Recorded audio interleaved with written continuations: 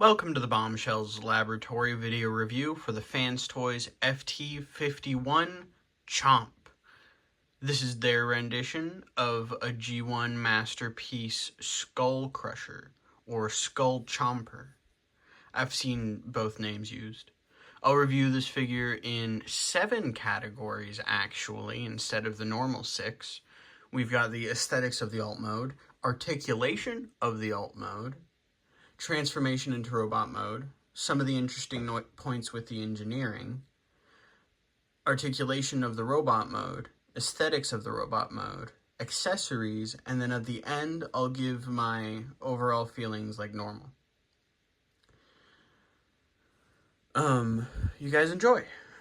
Getting right into it here with the aesthetics of the alt mode, and Chomp transforms into this, like, combination of a crocodile and an alligator. It's not really either one necessarily.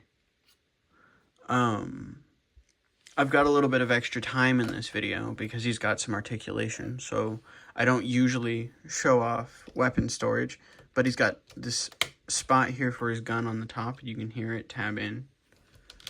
Take that back out. And if you open his head here, you can also put his little, let me straighten the arms out here. Alright, if you do it just right, you can get him in there, and he looks real good. You can shut the thing over him, and it doesn't limit its posability any, which we'll get to in just a second here. But getting to the rest of the aesthetics here, lots of really nice paint. Lots of really nice detailing on this mode. Lots and lots going on here. Just a really, really nice looking, whatever, alligator. We'll stick with alligator, huh? Really nice looking alligator mode. Getting into articulation here and starting at the tail, we've got a full 360 at this first one, as well as left and right movement. A full 360 at the one right under it, and that's on a ball joint, so it doesn't just have left and right. It's got up, down, left, right, side, corners, everything you could want. Next one goes left and right, and that's the same with all the rest of them. The arms spin a full 360. You've got double jointed shoulders here because these will become the robot mode arms.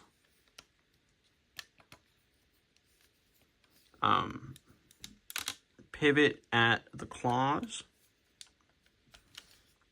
full 360 at the back legs, double joint here too, pivot at these claws as well, although it's a little bit more limited by the plastic around it because that's all die cast, or the toe is die cast, so it doesn't flex at all.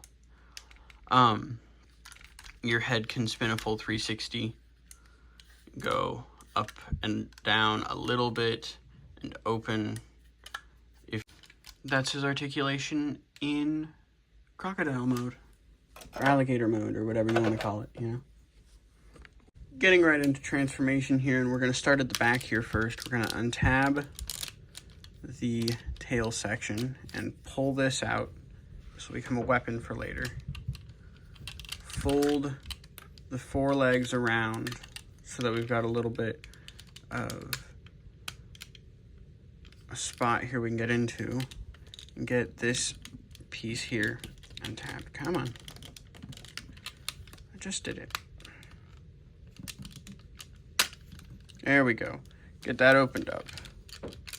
So you've got your space there. Start to get this dealt with. So a lot of things are going to come unplugged here in the legs all at once. That's okay. To an extent, you can just kind of let them come unplugged. A lot of this stuff you just kind of got to get out of the way anyways. We're gonna bring the foot around. We're gonna bring the foot up like that, out. You need to click this once. Oh, we need to open this first.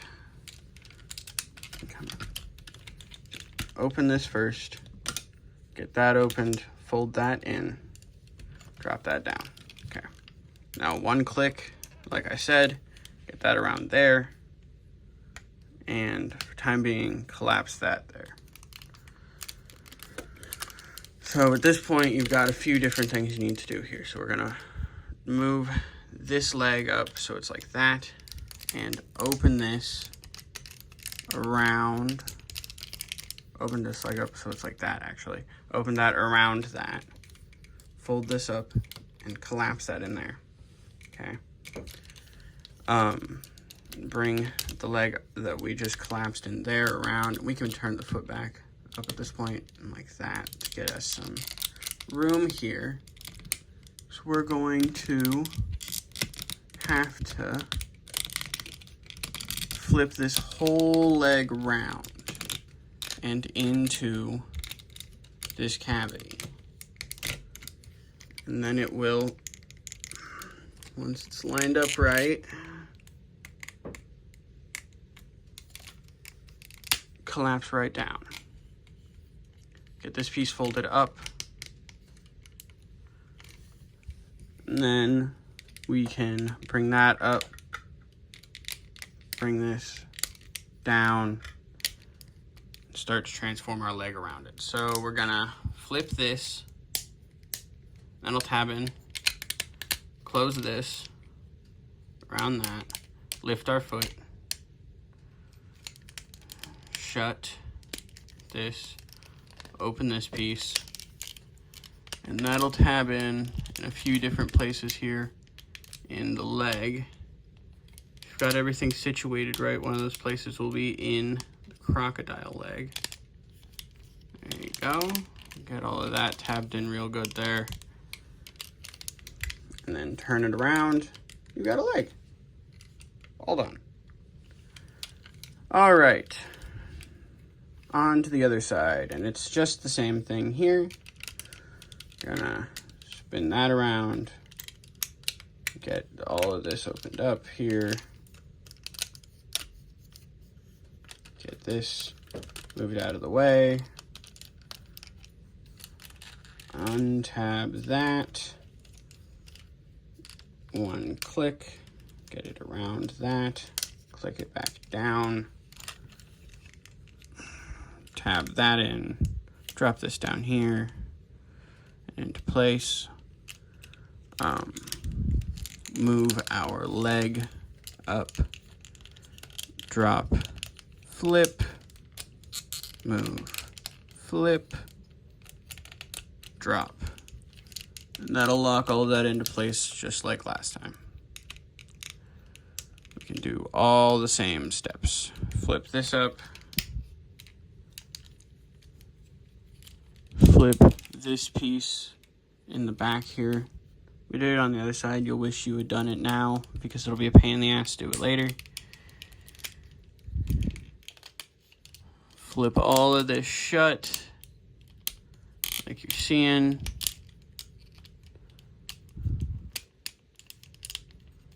Flip all of that shut, open this up, and tab it in. Fold that down. Flip this around. Fold down your toes there. And you've got legs. You've got legs. Simple enough. Coming up here, the first thing we're going to do is flip out these two little tiny pieces here. And close this. We're going to fold these two pieces on the side of the neck down, and then come around to the front here and untab this, flip that piece in, untab the whole neck, fold that down, and then this will all tab in to the back here. You shut that, flip these around, and then all that we've got left now is our arms. I'm gonna get those flipped back around from where we had them for transforming. Get that pulled out, just flipped around. Open this panel on the front here, pull the, open both of these panels and push the hand out. And you can shut the panels around it and they'll tab in on either side of the fist. Do the same thing on the other side. Get this pulled out and flipped around. Open your panels up. Flip the fist out. Close your panels. And then flip your waist around. And there you've got the body, at least, of Chomp. There you go. Getting into the transformation on the little headmaster, and this is really, really easy. Just tab the arms in to these little bits on the back of the head. Fold the legs down and tab the legs into the little bits on the back of the arms. And then bringing Chomp up here again, just tab that in right there, completing the look. And there's an actually completed Chomp. Getting into the aesthetics of this robot mode, and it's really gorgeous looking. This was one of the first figures I bought in the modern day, and honestly, I'm really pleased with him. I had heard some rough things about the headmasters themselves, but honestly, like, I haven't had any real issues with plugging it in or taking it out. Like, I don't know, I don't think, yeah, it doesn't do the thing. I didn't think so. Probably for the best, all things considered, you know? But he's got his giant pink clompers of calves. He's got the giant crocodile head on the back, you know? He looks in every way like he should. The head sculpt is really nice.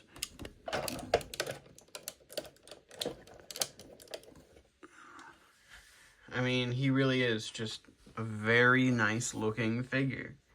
Really well painted. You don't see a lot of pinks in figures of this size, and certainly not pinks of that color like is on the legs. So it's nice to see something a little bit different, you know. He does look really nice though. Jumping into articulation for this guy and starting at the head, we've got a full 360 at the head. Looks down that far. Doesn't look up any though. Got a full 360 at the shoulder, and these arms are the same posability as was on the crocodile arms.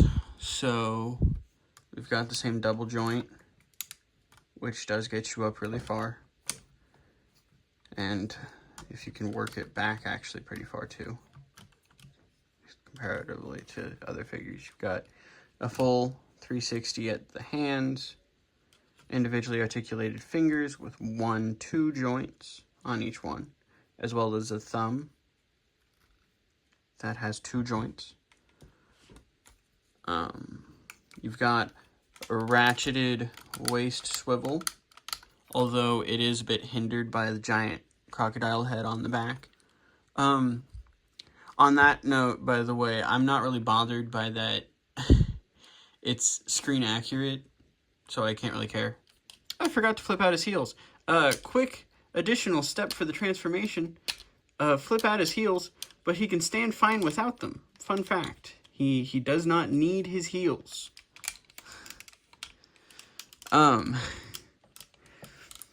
Getting his hip skirts out of the way here, we can bring his leg up to here on a ratchet, and that sounds really, really nice. Out to there on friction, and that's pretty sturdy. And, of course, back to there on the same ratchet. And if you try to go straight back, it'll be stopped by the crocodile head, but you can just move it out and then move it back in, and it looks natural. Knee bends to there. Not super far because of how chunky it is, but it's okay. Ankle joint, ankle pivot to there. Foot goes forward, actually quite far, and back, actually quite a bit too. You've got, I thought, a mid-thigh pivot, but I can't get it to work, and I don't want to screw with it if I can't. So you've got a swivel at the top of your leg here, and that is your thigh pivot. All in all, very basic articulation, you know, no ab crunch or anything, but what he's got is really nice, and he looks good enough that essentially you can put him in basic poses and it'll look dynamic. Just a very neat little figure. Getting into accessories here, we've actually got a little transformation segment, because we've got to get this tail transformed into a sword for him, so we can open these pieces on either side. Flip this around here. Collapse those down. And you got your little sword. Actually getting into this guy's accessories here now that we've got his tail sword transformed, and he looks incredible with them in hand. Like, really genuinely incredible. I mean, this is one of my favorite looking figures in my entire collection. He, like, so much shelf presence. The colors stand out so well on a shelf. With his sword and blaster in hand, and they're both painted really nicely too, you know. His blaster, you can't quite see it here, isn't quite a silver. It's like a just off silver. They both look really, really nice, you know.